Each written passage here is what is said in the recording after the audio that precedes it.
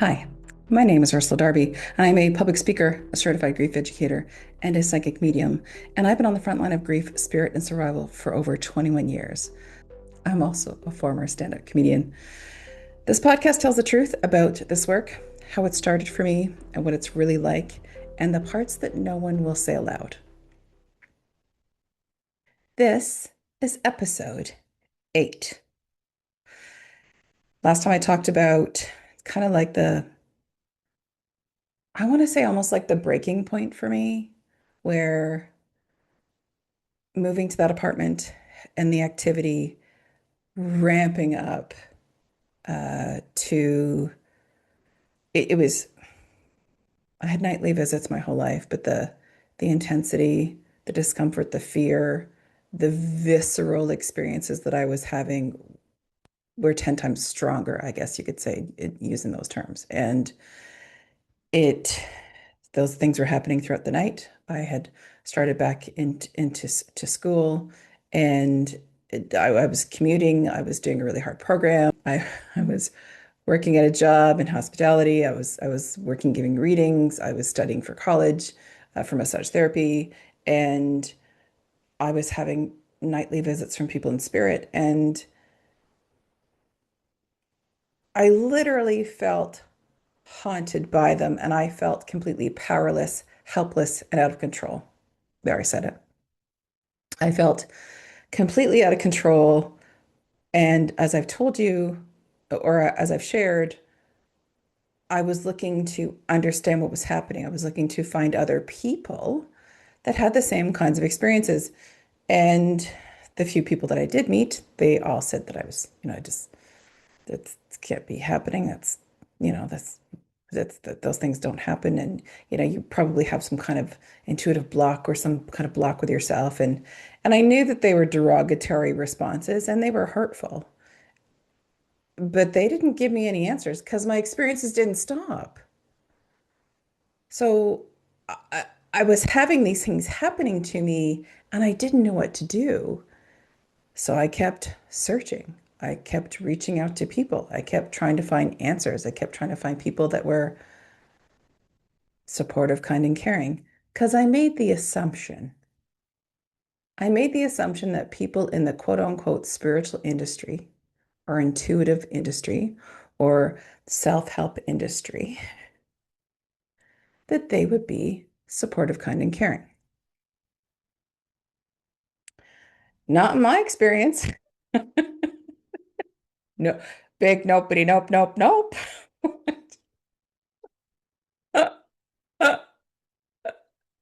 You should never make, when people say that phrase, don't make assumptions because you make an ass out of you and out of me. Well, hey, yep, I'm there.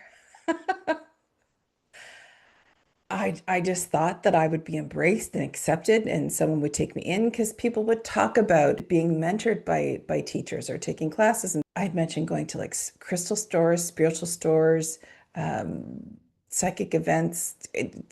Going to psychic fairs, right? Isn't a psychic fair exciting? It totally is. And I did have readings. They never told me anything. They never addressed any of my experiences. And in fact, I never actually asked about them. That doesn't make sense. And it does, because I was too scared to tell people. As I started into the massage therapy program, I started having experiences there. I started having intuitive experiences, and I had started giving readings to people. I didn't advertise anywhere. It was word of mouth. So people would hear about me, and people that would know me would be like, "Oh, I heard you do this thing." I'm like, "Yeah, kind of." And then, and then I would read them. And I didn't have anyone teach me how to give readings. I didn't have anyone show me. I was just practicing from that book that I referenced earlier on. I think it's The Complete Idiot's Guide to Being Psychic. That's what it's called. That's even funnier. You're like, you what? Yeah, I did. Shut up. Just listen to me already. It's funny because it's true. I did reach out to that well-known psychic that gave me their phone number because I couldn't stand what was happening to me and I wanted to know more because I was like, throw caution to the wind, let's see what happens. And I called them and they answered. And I told them what I was experiencing and what I was going through. And, they'd give me their number and what they'd said to me and what they'd offered. And they had agreed that, yes, they had offered me those things and that they couldn't help me. What? They couldn't what? They couldn't help me. They said that they couldn't help me because they weren't a medium. And I like, what are you talking about? Well, I don't deal with, people that have died. I don't do that. You should go to a spiritual church and take a class there. I can't help you with that. Okay, it's helpful. So that's where that phone call went. And I didn't follow up with them because I was studying massage therapy. I was in a full-time program and working part-time, and I didn't have room to attempt to learn about things that they didn't know anything about. So I just thought it was a moot point. That was disappointing, kind of like all the experiences that I had before that. And I kept trying. I had heard about someone teaching classes on intuitive development. And I thought, okay, you know what? I'm going to do this. So I did make time for it. And I took a class with someone who was considered a spiritualist medium. And I didn't know what a spiritualist medium was. I didn't know what that meant. I was just like, oh, they're spiritual and they're a medium, right? No, no, that's not what that is. I discovered that there is a spiritualist church, which had started many years ago, but I'm not going to leap into the history of it. There's spiritualist churches all around the world, from my understanding. And at that time, I learned that they taught people to become mediums or to teach them that they could talk to their people in spirit. That's what a medium is. And so I was like, okay. But I didn't, there weren't, where I lived at the time was nowhere close to where Spiritualist Church was, anywhere near me. It would take me an hour and a half, 2 hours somewhere to get there. And I couldn't add that on to the commute of where I was going to school and all the other stuff. I just didn't have capacity for it. So I found this teacher and I did not become a Spiritualist Church member. I didn't do that. You didn't have to do that to take this class with this person. And so I would go, I think it was weekly. I went to weekly classes. I think it was like an hour or so from my home. And I didn't have expectations because considering how everyone treated me before, any, anything could happen at this point.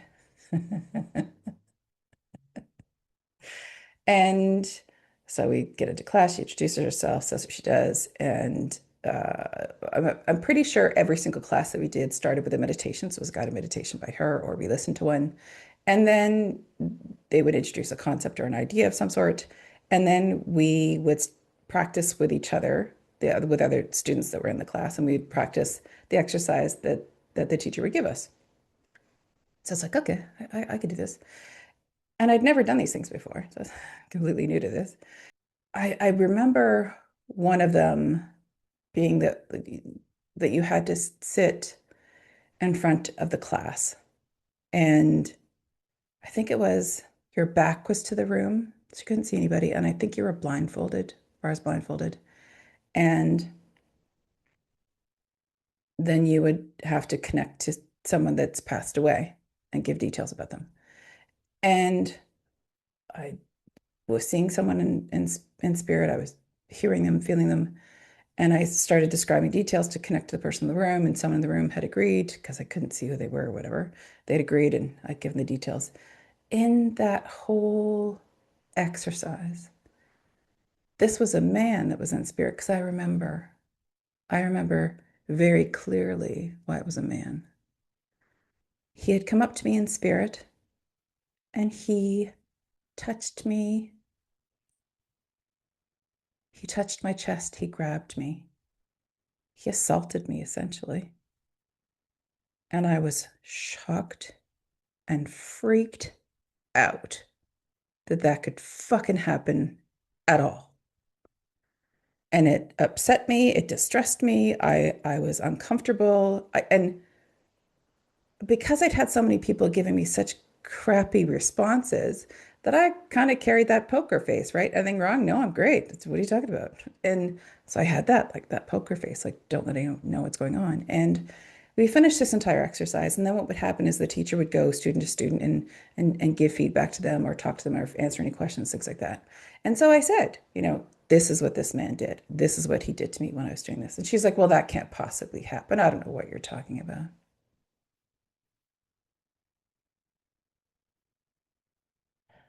Even saying that to you, I can feel my heart rate going up and the anger that's building within me. She completely dismissed me. I'm like, this is not okay. And the more upset that I got and how clear I was on this wasn't okay. I don't like this. I like, what the fuck do I do? How do I stop this? Oh, those kinds of things don't happen. It just fucking did. It just did. She didn't believe me, just like everyone else that I had met and that I told. She didn't believe me. Didn't smart me, didn't believe me. And she looked at me really smug, like she knew everything, I knew nothing. And that just irritated me to no end and frustrated me even further. And I recall the rest of the classes. And when I did that exercise, I was correct in finding the person that was in the room, whoever that connection was, and who that person was, who the jerk in spirit was. And it was always the same thing: meditation, teach the exercise, teach what the lesson is, do the exercise, get feedback, away you go. And every time we would do the exercise, I sailed through it, no problem. Easy peasy, done it. We're good, clear, got the deets, gave it to you. That irritated the teacher even more. She doubled down on me. She got even more angry and frustrated with me. She didn't become more receptive. She didn't become more understanding. She didn't become more supportive like a teacher would. She became defensive. She became irritated with me. She became frustrated with me because I was so upset by the way she treated me that she didn't realize that I could do all these things with ease without fucking trying. I wasn't trying. I wasn't doing anything. It was really easy to do the things she asked me to do. They weren't complicated. They weren't frustrating. Nope. They were easy. And other students in the class could or couldn't do them. I don't remember. This isn't a comparison. This is about how she treated me and how she didn't believe me and she didn't support me. So I just kind of took it really lighthearted and was like, bah, that's not a big deal. I'll do the work. I was never disrespectful, but I didn't feel supported or heard. And there was never like, hey, Ursula, do you want to talk about what happened in class? And no, nothing like that. And I reached out to her for help and support and insight, and it wasn't there. It wasn't given to me.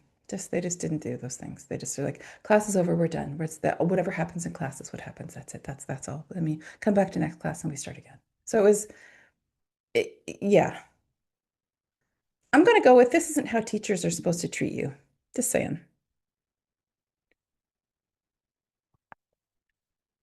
You would think they would be receptive. Not so much. So I did those things. And I continued giving readings to people. And my experiences still continued. They didn't stop. There was nothing that I learned in those classes that helped me stop people in spirit from visiting me. I talked to them. Not in the class, but I mean, people in spirit. I'd like, leave me alone. Please stop this. You don't have permission to be here. I would say, I don't know, I'd say manifestations. Like whatever someone would tell me, like, well, just tell them to stop. Just stop. Anybody? Just stop? No, they wouldn't stop. They didn't listen to me. They didn't listen to me. They didn't stop. It just continued, like just kept bulldozing their way through my life, I guess you could kind of say. I'm saying it's that way because at that time it was just so emotionally distressing and physically distressing. I make light of it, but it wasn't. The classes were light. That was easy. It's like reaching out to people. I kept asking teachers, stores, people, places that someone said, "Oh, this intuitive could help you." I'd reach out, I'd call them and say, "Hey, listen, you know what? I'm seeing these things, I'm hearing these things, I'm feeling people touching me, I'm hearing footsteps in my home, I'm seeing shadows moving about, things are moving in my home, I'm being, I'm hearing crowds of people in spirit talking to each other. I'm feeling presence in my space. I can't sleep at night because it's all night long, but I hear them talking to each other. I hear them moving things around. My doors have opened and closed, locked and unlocked. I mean, it just, all of those things. I was always given the same response by anyone that I reached out to was, those things don't happen, Ursula. You're making that up. You're full of shit. I can't help you. Those kinds of things don't happen. Nope. You know what? You just need to take a beginner course and maybe learn how to like understand your intuition and start really basically and go from there. Because really, I can't help you. I don't know what you're talking about. Seriously. That's what I heard over and over and over and over. Oh, and followed by, you must be blocked. Wait, or you're not grounding yourself. That's why. So this is your fault, Ursula, because you're not grounding yourself. This is all your fault. So from the age of 5, I was supposed to know to ground myself to stop the stuff from happening. Fuck off. Ah, oh. Gotta breathe this one out for a second. With being met by the same kinds of responses and by teachers or people, these people were psychics and mediums, right? Like whatever they were teaching, whatever they're talking on, whatever that stuff was. And I was always reaching out because I didn't get an answer. I didn't get support. I didn't get understanding. And because of how that so-called psychic friend of mine was with her ridiculous language that she used and it was never clear about anything, I promised myself that when I began to understand what I was experiencing, why it was happening, what I can do about it, and what to do with it, that I was going to use simple and easy terms. Because if I've been experiencing this my whole life, there's got to be other people out there. Maybe those people aren't as persistent as I've been. Or maybe those people have just shied away and become scared and upset and thought, you know what, there's got to be something wrong with me. So I'm just going to ignore these things. It didn't matter how much I tried to ignore any of these things, they never stopped. I couldn't ignore them. They were in my face. And giving myself that pep talk of, you're going to get this figured out. You got this. I mean, I hoped I would get there. I did, clearly. Obviously, I did. In the meantime, though, when I was giving readings, I was using psychometry, like I learned, right? Like take hold of an item of somebody's, whatever information you get from it, and give them the information you're getting. I never used tarot cards, crystals, or cards, nothing like that. And I never asked anybody that I read why they wanted to see me for a reading. I would just give them information. The reason that I didn't ask them is because I watched when I had readings that there would be, like, if the psychic that I booked with for whoever it was for a reading, they would, who do you want to see? What do you want to talk about? What do you want to share? And it'd be like a full conversation. I'd be like, aren't they supposed to know these things? And that wasn't to be a jerk about that, but I mean, if you're asking me, then I'm just telling you, right? So I learned from that. I'm looking for authenticity. I'm looking for ways to let people know that this is real. Because if I'm living it, so many in the world must be living this too. And I felt lost and alone, disappointed and unsupported and misunderstood my whole life. I didn't want to feel that way anymore. There isn't a moment that I can say that everything kind of fell into place where I was just like, oh my gosh, this thing happened and this turned out nicely. No. That didn't happen. Some really cool things did happen though. As I continued to take the classes and courses in my massage therapy program, I would, we would have to practice massaging people, right? Just different areas of the body, types of treatment. And I would become hyper aware before I would have to do that. because I wanted to know what would happen when I was massaging someone or even being in that close vicinity of someone. And I started to notice that when I was massaging people that I would see in my mind like I was in another space or place. I'm not talking galaxy. I'm not talking that. I'm talking, I remember this one. I don't know who the person was. I can't remember that part. I remember massaging this client in school, and I could see a yard, like a farmyard, and I could see like a corrugated steel building, roof, fencing, wire fencing, wood posts, and I could see that a dog had gone running out the back fence and out to the back fields where the tree line was. And I knew that the dog was missing. I knew the dog was alive, but I knew that the dog was missing. And I could see it clear as day. And I remember saying to that person, like, do you have any pets or whatever? Oh, yeah, my dog's gone missing. It's been this long and this what's happened. And I didn't do anything with that. I didn't say anything to them. I didn't tell them anything. I kept it to myself because I wasn't shown where the dog was specifically. I just saw what the yard was because I wanted confirmation because I didn't tell them anything. I just asked them, what's your, like, do you have pets? And then they described this dog. And so I was like, ooh, I was right about that. Not that that felt good to know that this poor dog was missing. It also didn't feel good for me to solicit someone and be like, hey, by the way, I'm psychic. I'm just going to finish massaging your back. I just want to tell you that your dog is missing. No. Ew. Ew. No. So I didn't do that. It didn't feel right to me. It didn't feel ethical. It didn't feel professional. None of that. Those kinds of experiences, though,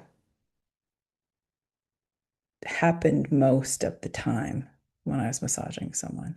Even just knowing where to treat someone, I just know where to go, where I felt it, or hearing what had happened to them, or seeing in my mind what had happened to them. Like I said to you, it's like that visual in your mind. So if you're listening to me, you want to know how I would see those kinds of things. Like I said, it'd be like a vision. I hate the word. It was a vision. Like you expect to hear it like drum rolls too. And the vision was no, it wasn't like that at all. It was my eyes are open and I would see in my mind, like I said, that the yard, the fencing, the steel outbuilding, the dog going missing. So the same as you sitting here listening to me or watching this is that you can think of a family visit or a visit with someone that you love and adore that was really memorable for you. And when you think of it, it pops in your mind. So you see it in your mind's eye, right? You see it in your mind, not just your memory, but in your mind. Like you're like, I can see where we were, what we were doing. Like I remember my friend's red shoes. I remember those really great pair of pants that I had on that day. Whatever those things were. I'm just giving you examples to kind of give you an idea of what that's like for me. And so that would happen. That would happen in massage class. And of course, it happened in my career as a massage therapist, but we're not there yet. I'm not fast forwarding anything right now. So, took those classes, disappointed yet again, didn't get help from the well-known psychic, and kind of left up in the air and promising myself that I'm gonna, as I move forward, these things are gonna make sense to myself, because I'm gonna share this with people in a way that they can understand and appreciate for them. Because the reminder is this: I was looking for myself in the books that I read, the courses that I took, the people that I met, the teachers that I met, the other psychics or mediums that I met. I was looking for myself in them. My experiences is that hoping that they would have them too. And I hadn't met anybody. It's a really lonely place to be. I pushed forward and did whatever I needed to do and tried to ignore the disappointment that I felt or pretend it didn't happen because it just hurt too much.